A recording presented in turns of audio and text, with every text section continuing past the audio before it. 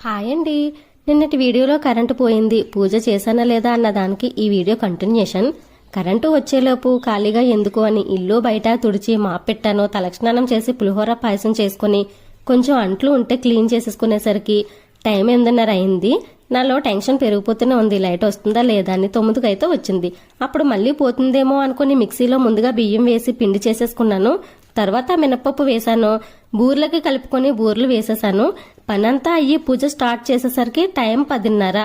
పిల్లలకి కూడా నిద్ర లేపి వాళ్ళకి స్నానం చేయించేసి గడపకి పసుపు రాసి ముగ్గులు వేయమని చెప్తే వాళ్ళకి తెలిసి తెలియనట్లు బాగానే చెప్పిన పని చేసేశారు. నేనేమో పూజకి రెడీ చేస్తున్నాను.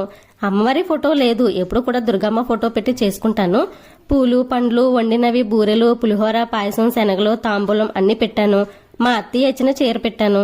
మార్కెట్లో గాజులు తెచ్చి అవి కూడా పెట్టేశాను.